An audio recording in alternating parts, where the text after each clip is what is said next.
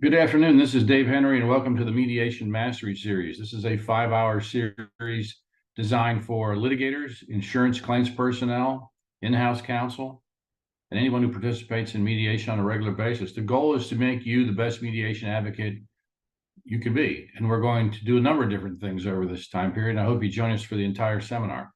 The Florida Bar course number is listed in the chat and is available to you. You can seek partial credit if you do 1 hour or 2, or you can get entire 5 hours worth of credit, which I believe includes 1.5 hours of ethics. I've been waiting to do this seminar for a long time. I put together, this material has been developed over the course of probably 2 years. We cover a whole range of topics. The idea is it not only helps the younger lawyers and newer lawyers who may be unfamiliar with the mediation process and need to know the basics, but also more importantly, covers strategies. How do you optimize the mediation process? How do you get good at mediation? What are the strategies that smart lawyers use to get better recoveries? Or if you're a defendant, what can you do to put yourself in the best posture to obtain a good result? We're going to cover the rules. We're going to cover the myths that some people think are rules, but they really aren't. We're going to debunk some of those myths. We're going to provide you with a calendar of things to do prior to the mediation so that there's a logic, there's a process. It's not just some haphazard set of ideas. There's actually a to-do list that we're going to effectively create over this 5 hours that I want you to implement on a practice level. We're going to talk about specific industries and types of cases and the approaches that you take, because not all these things work in all different, not all these concepts apply to all different kinds of cases. In other words, the way we mediate a wrongful death case is different than how we might mediate an HOA claim, right? A multi-party case, multi-defendant case requires a different set of skills in the defense camp than a simple slip and fall with one plaintiff and one defendant. So we're going to get into industry specific, like business divorce cases, real estate disputes, intellectual property. We're going to cover a wide range of different kinds of cases and talk about strategies that are specific to those. So hopefully we'll touch on a practice area that you frequent, and that should be useful to you. The opening session here is setting the stage for the other 9.5 hours that's going to follow, and all this will be available on my website, henryadr.com. I'll make you a promise. If you listen to this 5 hours of material, you will come out a better mediation advocate. You will have a very solid understanding of the rules governing the process, so you can't get tripped up. You can't step into an unpleasant situation. You'll know how to deal with difficult actors in different situations. You'll be better able to counsel your client and anticipate some of the problems that clients can bring to the mediation process. And if they're all that, if you don't like it, well, it's free, so I guess you get your money back. Welcome aboard. Let's talk about mediation at 30,000 feet. Mediation isn't sexy. You don't make headlines by getting a good result at mediation. That's part of the problem with this thing we call mediation, is that it's not career building. It doesn't build reputations. You don't get in the newspaper. In fact, most of the time what you do is confidential. We're operating in a cloistered environment, right? We go into a room, we have a few words, we might be there for several hours, we come out with a sheet of paper that says we have a deal, and that's it. And so because there's no public spectacle, because it's not reputation building, it doesn't enhance your standing in the community, really. There's no public spectacle. It makes it very difficult to appreciate the benefit of mediation on a moral plane. It doesn't carry any existential weight like a trial does. Trials about good and evil, right and wrong. There's a story that gets told, and there's a verdict. There's a judgment. There's a public pronouncement of some sort, and none of that really happens in mediation. So that's another part of mediation makes it really hard. Is it's unlike trials and civil procedure and civil litigation generally. It's unscripted. We don't have a set of rules. I mean, really, there's a handful of rules governing mediator behavior.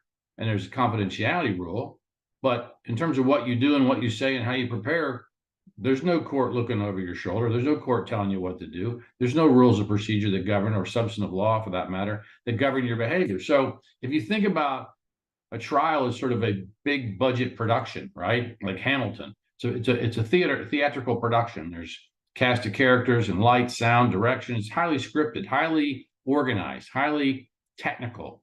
That's what trials are. And then we come to mediation, and mediation is really like improv. It's really kind of by the seat of your pants, because you don't know what the other side is going to say. You don't know necessarily what their position is going to be. You don't know what their negotiation tactics are going to be. necessarily. So it's a very different kind of thing. So if you think about the difference between improv and big budget theater, I think you begin to start to understand in sort of intellectual way the very important differences between improv and scripted theater. There's plenty of good actors who can read lines and deliver good performances, but they're not improv actors, and vice versa, right? So it's a very different skill set. Application of rule of law, dismantling of experts, the ability to convince a jury to tell a tale in front of a jury, none of that matters in mediation. Those trial lawyer skills are of very little use in mediation because you're not putting on a positional debate of fact and law and sort of morality in front of 6 or 9 or 12, however many it is, disinterested jurors in an effort to win a vote. You're not winning votes. Trials is about winning votes. We don't do that here. It's an existentially very different thing. And once you begin to appreciate that, it sort of leads to a whole other way of thinking and behaving and doing. And that's a big thing for me, is sort of understanding the existential ontological sort of differences between mediation. It's alternative. There's a reason called it's ADR. It's alternative. It is alternative. It's not the same. And so once it's real important, I think that needs to be said. The also thing we need to know is that trials are rare. We only go to trial about 1% of the time, but we mediate 90% or more of the time, right? The courts in Florida particularly mandate civil mediation almost every case. So what do you want to get good at? The thing you do 1% of the time or the thing you do 95% of the time? Well, that seems sort of obvious, but I think we lose sight of that the overwhelming majority of cases are going to settle at mediation or soon thereafter. And so maximizing our skills in that process seems to me, if you're a plaintiff's attorney particularly, on a contingency fee, you need to maximize your opportunity right there, because that's the shot that you have to get paid, you get your client compensated. And if you're on the defense side, it's your opportunity to extricate yourself at a good number on terms that are reasonable. So it's hugely important. And no one's predicting that the trial rate's going to go up. So I think if you're going to be a lawyer that wants to obtain business, particularly if you're a lawyer that does institutional work, in other words, you have repeat customers, you have institutional clients, they're not going to judge you based on your trial results. In fact, we know this because CLM did a study a few years back, and they said CLM is an organization of claims managers and insurance professionals, in-house counsel. And they said, how do you pick your lawyers? What criteria do you use? And only 1% of those responded, and it was a big poll, said they used trial results. Only 1%. They said, what do they look at? Timely reporting and budgeting, right? Timely reporting and budgeting. That's what they use as the barometer, because that's the data that they have. Think about it. If you're comparing lawyers, what data do you have to compare lawyers and law firms? If you're an institutional client, trial results are not going to be a good barometer because the cases are too different. You don't have apples and apples. You don't have a large enough sample size. It's not like that firm's going to try 50 cases in Orange County and that firm's going to try 50 cases and we can look at them. That's not going to happen. There's not enough data, and the data is the cases are too disparate to give you any sort of analytically sound basis for comparing results. And the juries are all different, right? You're not trying these cases in front of the same juries. So forget all that. Think about what data do large institutional purchasers of insurance services have. They know when the file was open, they know when it was closed, they know how much they paid in defense and expenses, and they know how much indemnity they paid. There's data that they do have, and the data that they do have tells you who runs an efficient law firm, what's the reporting look like, and what the reserves look like, and what's the budget, and did you stay within the budget? So none of that seems very sexy. But for institutional purchasers of insurance services, the data that they're going to be looking at is going to be data related to file handling and settlement. How fast did it take to get that file closed? How much money did we spend? Those sort of numbers they're going to have. So that's the numbers that they're going to use. All right. So trials aren't going to go up. No one's predicting there's going to be an increase. It runs around 1%. in almost every jurisdiction across the United States. So being a good mediation advocate, I think, is a moral imperative. I don't think it's enough to say you're a good trial lawyer. That's not what clients are looking for. They're looking for resolution. And mediation is, I think, the greatest dispute resolution tool ever invented. Think about it. We can take a case with multiple parties. We can take a complex construction case like I used to do back in the day, where we had 10 parties and cross claims and counterclaims and all kinds of insurance coverage issues. And those cases would stumble along for 3 or 4 years in circuit court. And we go to mediation in one day, or 2, maybe 3. In one day, that case would go away. And the only currency, the crazy thing about mediation is the only thing we need is the goodwill of the parties and some conversation. Conversation's the only currency in mediation, if you think about it. There's no fancy experts. There's no rules of procedure. There's no fancy lights or tricks or show. It's just we get in a room with a pot of coffee and a mediator. We talk about the problem, and boop, out several later, we give birth to a settlement. That's pretty amazing if you think about it. We take something that would otherwise take months and weeks and years to resolve through the mechanics of the litigation process, and we collapse all that down to a single day. That should take your breath away. And if you just stand back and look at that, that's a pretty impressive process, isn't it? Isn't it? But we don't celebrate mediation like that. We just don't. We don't do that. There's no public cheering for mediation or the people who do it well. But we know that. We're the patrons of the system and we're the guardians of the system. So we know. We have to know. We have to talk about it. And that's what we do here. So I think mediation is pretty gosh darn important. And I think its importance will only continue to magnify because the court systems are increasingly more crowded. There's more people. We don't hire judges to keep up with the pace of litigation or the population increases in certain areas. So it's very important that we get the cases through the system as expeditiously as possible, and mediation gives us a vehicle for doing that. So let's talk about how we get good at mediation. First, let's talk about mediation timing, selection of the mediator.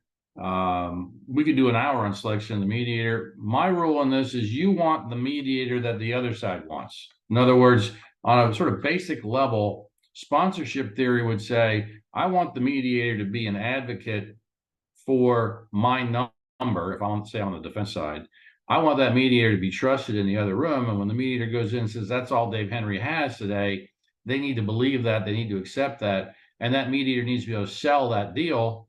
And if that mediator is a trusted confidant in the plaintiff's camp, that's good for me. That's good for me. I don't need the mediator that I love and like. I need the mediator that they like, that they have a good feeling about. And that's really important. Subject matter expertise, that's another thing that gets debated between mediators and non-mediators alike. My take on subject matter expertise is it matters in some cases, for sure does. I don't think you can mediate a complex trademark case unless you have some background in trademark law. I think if you don't know anything about HOA law, you're going to be hard pressed to help negotiate an HOA case or a community association case. There's areas, and I think the key is that a lot of these cases, some of these cases, particularly in business litigation, corporate divorce, employment, there's non-economic terms. If you're just talking about money, you can get to a risk-benefit analysis and crunch the liability numbers and the damages. And I don't think subject matter expertise, you don't need to know that much about trucks if you're just arguing over a simple liability claim and some medicals, right?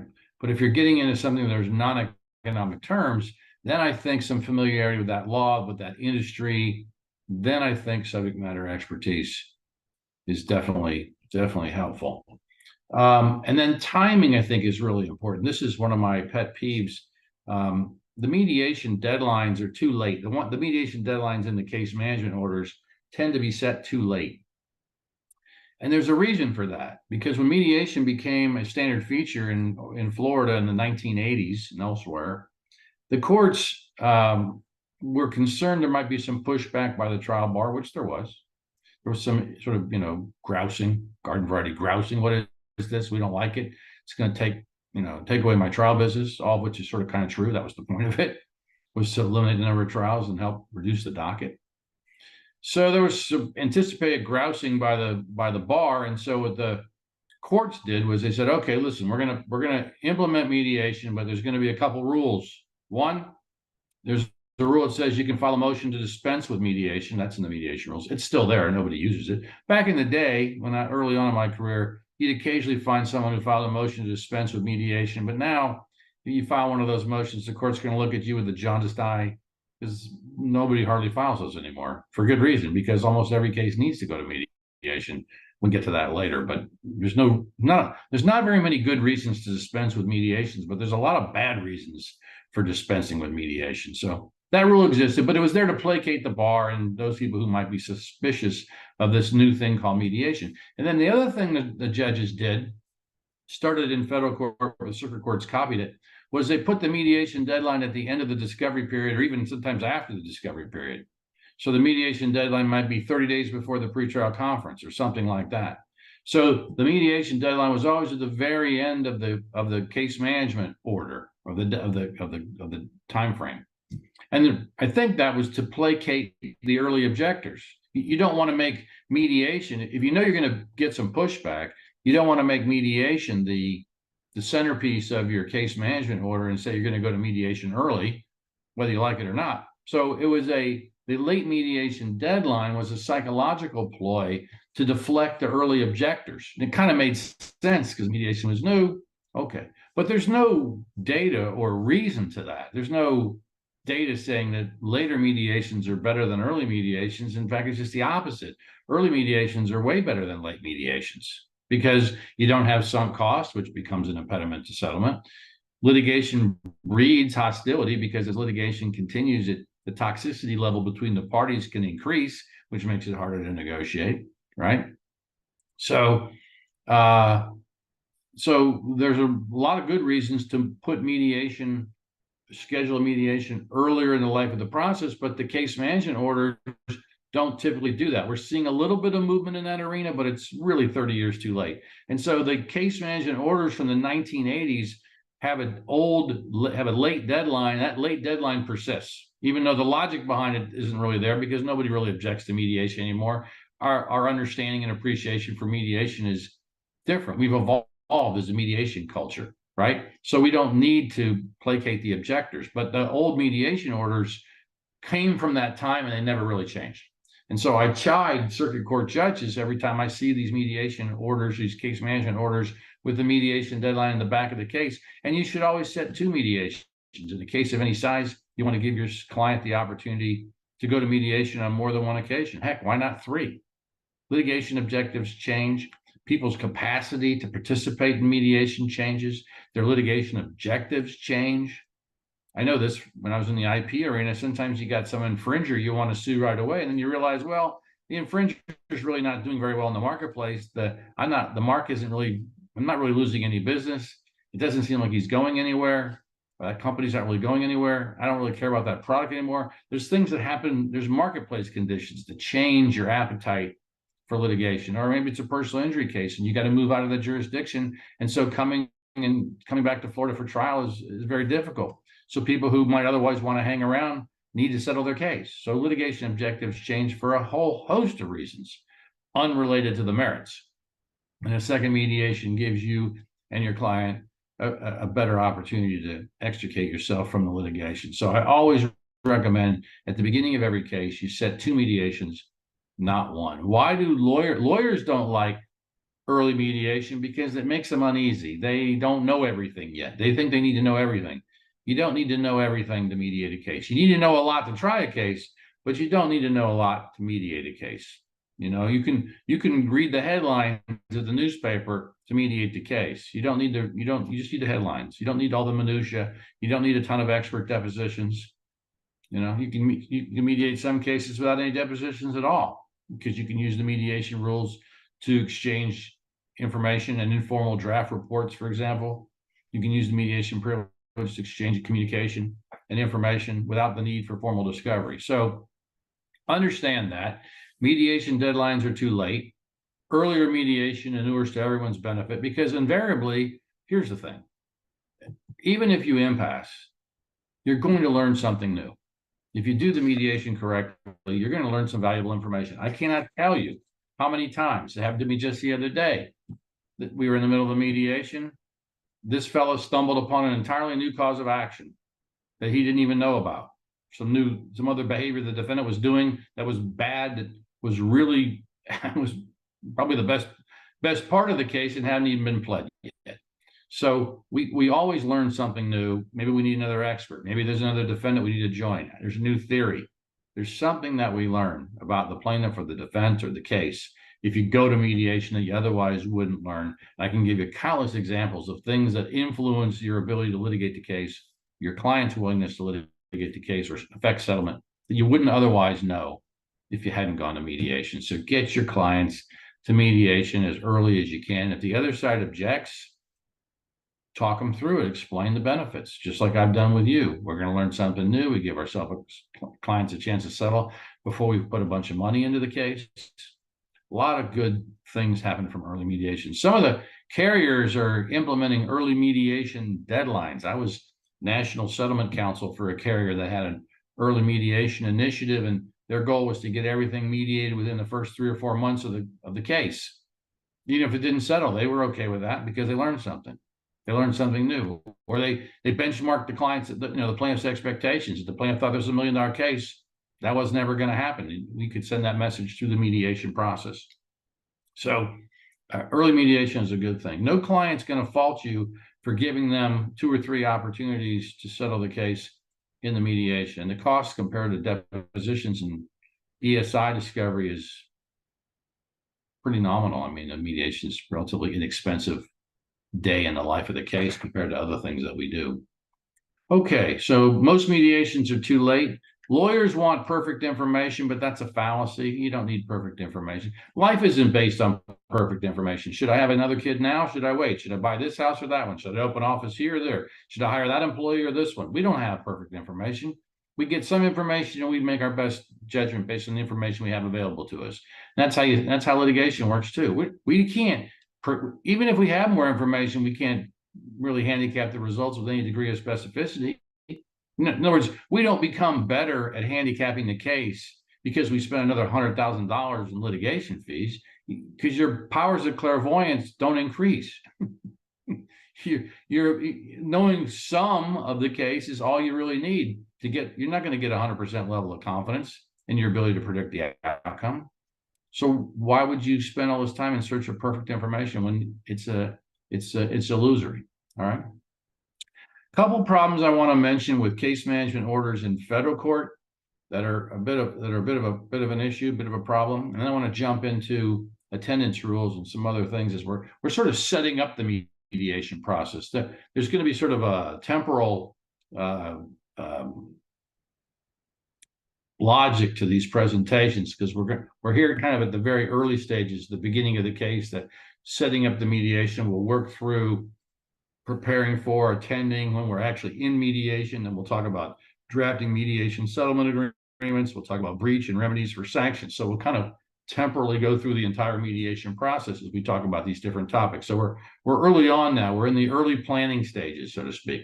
We've gotten a case management order in, or a trial order in, and I want to talk a little about the federal court case management orders. I've published on this before. You'll frequently see language in the case management orders that say something like any party who doesn't participate in good faith or mediate in good faith is subject to sanctions. In Florida, that's a big problem because there is no such thing as bad faith or good faith in negotiations. There's no, that concept doesn't really exist. Certified mediators like myself, we don't judge that. We don't have any capacity for evaluating that. And it's unethical for us as mediators to report to the court on the behavior of the parties. We can't say how they participate or whether they're good faith or bad faith. That's just a non-starter for a certified mediator in Florida. Now, I caution you, if you go outside the state of Florida and you participate in mediation in other jurisdictions, particularly jurisdictions where they use a magistrate or a judge as the mediator, then you're in a different thing.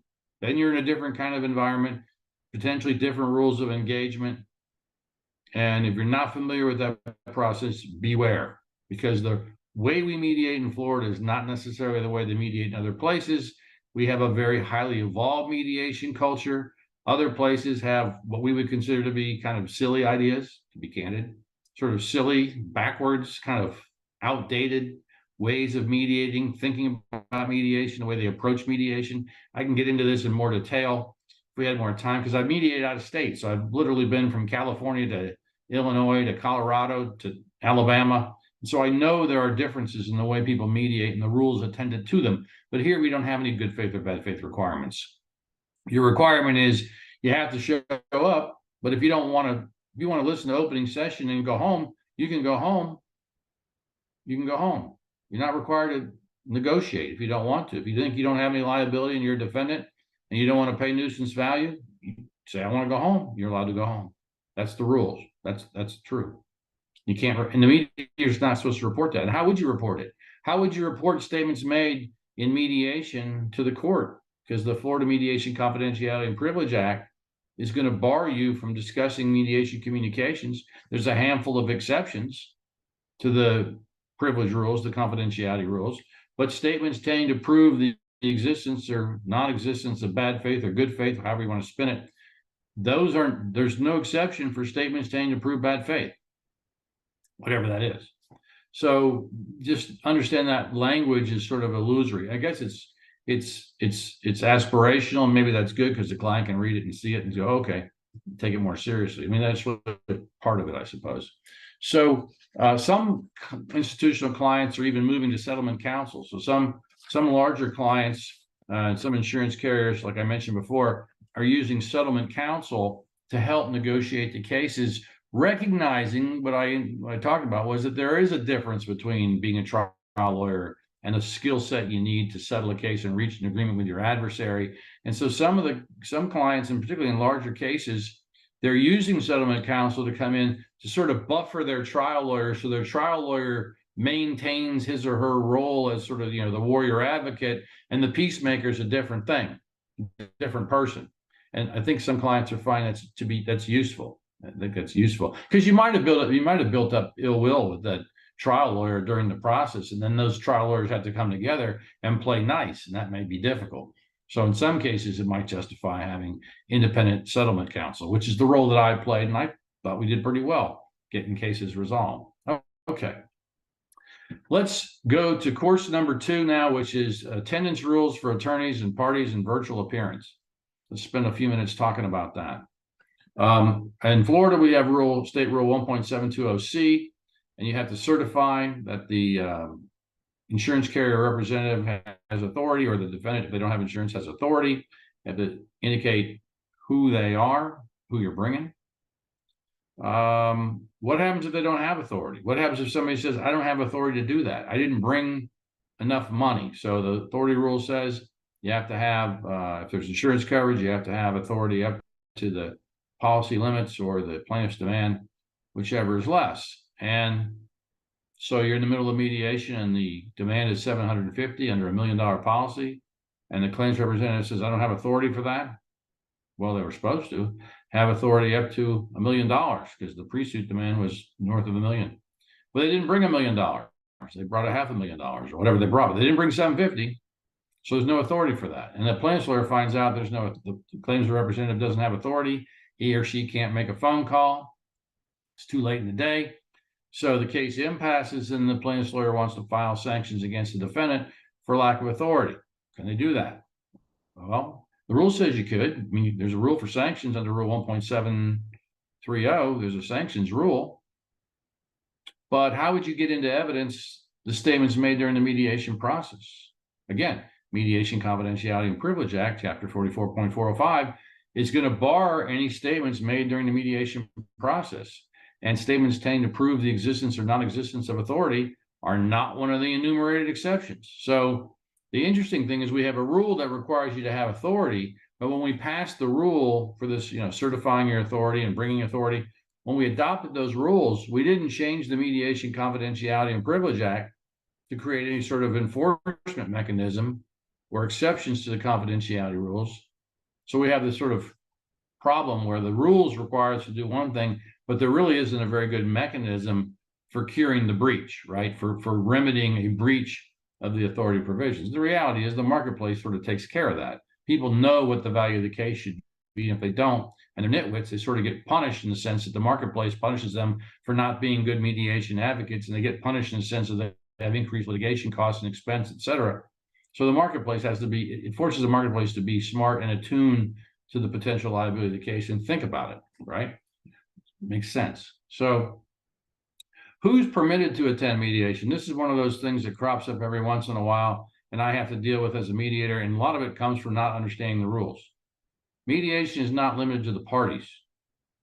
The Mediation Confidentiality and Privilege Act speaks to participants. You can bring anybody you want to the mediation. If the other side objects, doesn't want them there, they have to articulate a reason why they shouldn't participate. And if you can't reach a resolution, you got to bring that motion in front of the court. It's like a motion to exclude a person from mediation. There's actually no rule like that, by the way.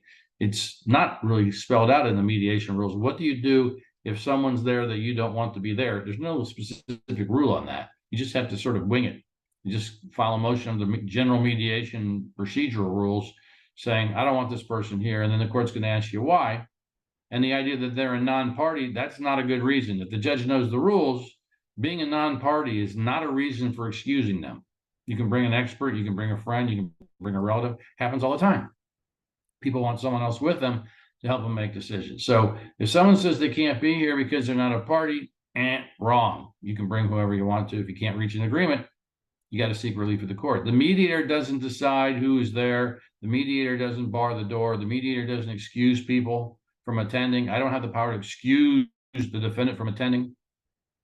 I don't have that power. So if you're going to excuse someone from attending, the better practice is to get an agreed order from the court saying Joe Blow, Joe Smith doesn't have to be at mediation, right? The carrier will be there. Joe Smith doesn't need to participate because he's not putting any money in the pot. So we'll excuse Joe Smith. I don't like doing that, by the way, for a lot of reasons. I think that's a bad move on the behalf of the defense to excuse your insured. Even if you think there's no monetary contribution, oftentimes your insured may be obligated to agree to certain things and needs to hear what goes on and may have some input that's useful to you. So I don't think it's ever a good idea to exclude your insured from negotiations. But in any event, that's a couple things on attendance and authority. Let's switch to federal courts for just a second. The federal rules in Florida are different. The north, south, and the middle don't have the same rules.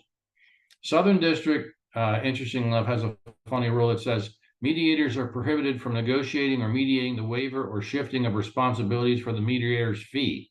So I guess that means you can't, if someone says, I'll settle the case, but the other side has to pay the mediator's fee, I, as the mediator, am not supposed to be involved in those negotiations. You have to have those by yourself. The mediator is not supposed to be involved, which sort of protects the mediator.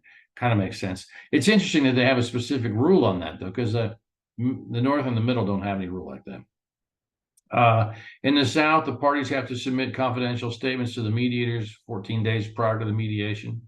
Again, that's not always true in the middle and the North. If the mediation is conducted remotely, participants must have audio and video capability. That's pretty important. With the advent of Zoom, we're still seeing people who don't have their camera operating. And if you're in the Southern District, that's a violation of the rules. And other courts in other parts of the country, parts of the state are also jumping on that bandwagon. And they're putting that in their mediation order or their case management order. It says you got to have operational audio and video, because if you're appearing by Zoom, but I can't see you, you're not really appearing. It's not really appearance. So we've got to get that solved. And I know it's a problem because there's some clients, particularly some insurance carriers or some institutional clients that don't have operational cameras for their claims representatives, and we got to fix that. As a mediator, I'm duty bound to make sure that the process is fair and even-handed. And so I sort of need to make sure that everybody has their audio and video running, because it's not fair to one side if I can see you, but you can't see me, or vice versa. So we need to fix that problem. So I always put in my engagement letter that you're supposed to have operational audio and video if we're doing it by Zoom. The Middle District has a funny rule. It says attendance can occur by a party or a surrogate acceptable to the mediator. No, I don't decide that. Creates another ethical problem. So what you see sometimes these federal case management orders is they create ethical conflicts for the mediator. If they ask the mediator to report certain things, can't do it. If they ask me to excuse certain parties, can't do it. If they want me to say that someone is a suitable surrogate for another party, I can't do that because that puts me in the role of decision maker. I'm exercising some degree of power and I'm making decisions that affect how the mediation goes by. And that's not the role of a mediator. I'm supposed to be a neutral and a facilitator. Interesting thing is that the middle and northern districts do not expressly incorporate Chapter 44.405 and its protections into the mediation process. I mean, the local rule 16.3 in the Northern District, for example, says that everything said during a mediation or settlement conference other than the terms of settlement is confidential and inadmissible as a settlement negotiation. Inadmissible as a settlement negotiation. Well, that's an evidentiary rule, right? That's an evidentiary rule. That doesn't say we're incorporating all the privileges and immunities and benefits of Chapter 44. So I think it's really important that you do that you make it clear that Chapter 44 applies. I do that in my engagement letter. So if you mediate with me, my engagement letter tells us, regardless of where we are, pre-suit, non-federal court, state court, Chapter 44 applies. So everybody has the benefit of protection. And I, as a mediator, have the privileges and immunities afforded by the statute as well. Okay. So problems with federal court case management orders. They may differ from existing local rules. They frequently require submittal of papers to the mediator within 14 days. CMOs provide for confidentiality and incorporate, Federal Rule of Evidence 408, but they're silent as to Chapter 44. Some case management orders have mediation deadlines much later in the case than they should. Right? Very late mediation deadlines, which are problematic. And some CMOs permit the mediator to excuse attendance, but this is inconsistent with the rules governing certified civil mediators in Florida. And so you can't do that. So let's talk real quickly about the virtual platform, because I know most of you are mediating a large percentage of your cases via Zoom. A couple of quick thoughts. Mediators report that their settlement rates are still very strong. We haven't seen a drop off. Most mediators report, with a high degree of confidence that they feel they're just as effective in mediation via Zoom as they would be. They don't feel like they're losing much. And of course, the convenience, the safety, the health considerations, there's a whole host of reasons why Zoom mediation is here to stay. I don't think we're going to go back to in-person in a significant way. Just the travel, the expense, pretty significant dollars used to get spent and now can be saved if someone doesn't have to fly all the way out, fly from another state or another country to participate in mediation. There are a handful of cases where I think being in person is helpful, particularly corporate divorce, business disputes where the parties know each other in advance. They're trying to extricate themselves from one another. I sort of like the real-time feel when I have everybody in close quarters, so to speak. It allows me as a mediator to develop a better relationship with those people. I need to get sort of my arms around them, get in their head. And I think it's helpful for me if I'm physically present. I think psychologists would tell you, sociologists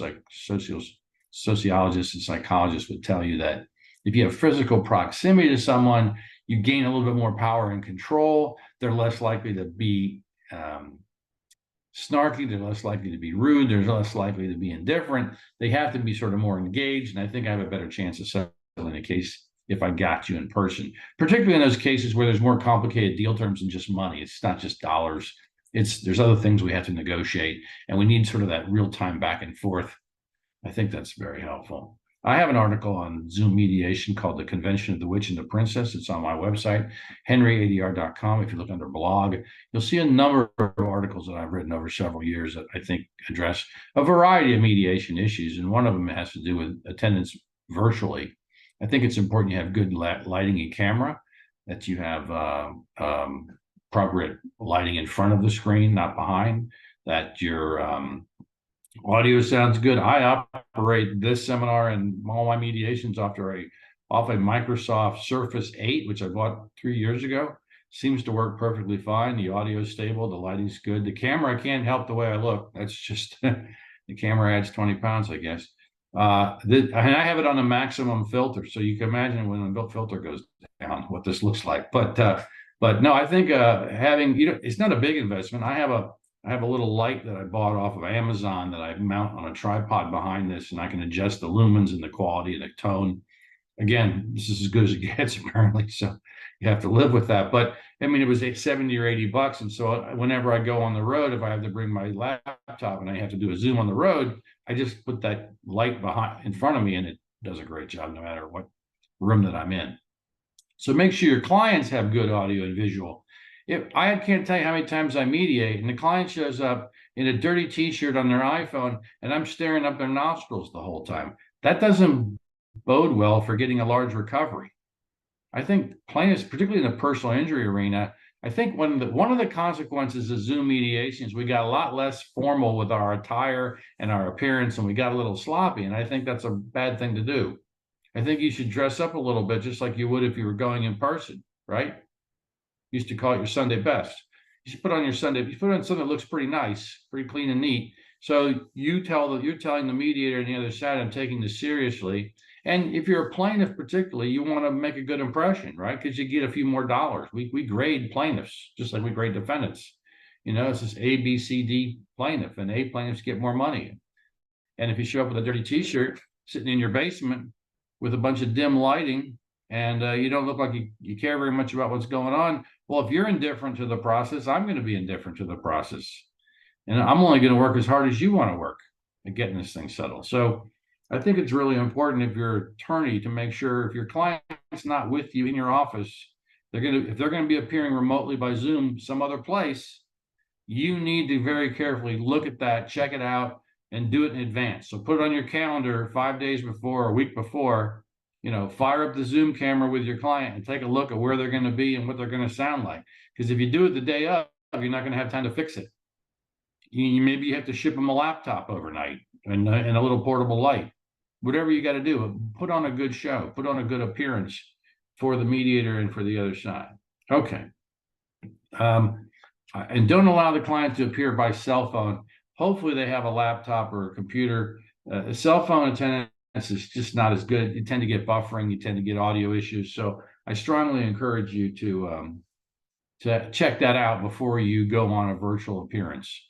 Make sure that looks good for the benefit of everybody. What if somebody shows up on the day of mediation, you don't want them there? Well, you're going to have to call the judge, I suppose, and at the beginning of the mediation, and say, I don't want this person there, and then hopefully you can get a hearing on the fly, or you have to suspend the mediation and run over to the courthouse. But the better practice, and what I put in my mediation engagement letter is, there's a simple fix for that.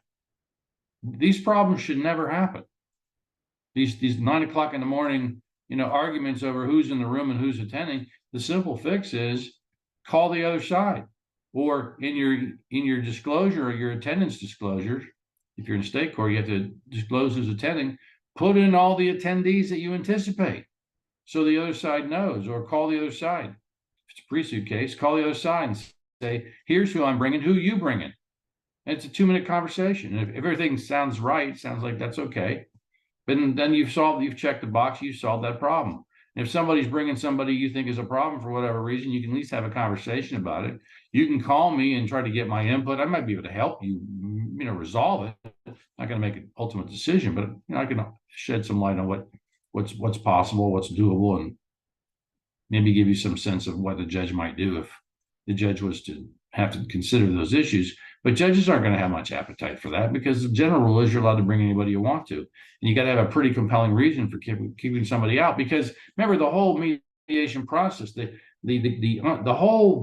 major philosophical component in Florida of mediation is self-determination, right? That's like the mantra, self-determination. So anything that impinges upon self-determination is frowned upon, is immediately suspect. So that's why we don't kick people out. That's why we let you bring in people that you want to bring, and you got to have a pretty compelling reason to keep them out. Okay, so that's session 1.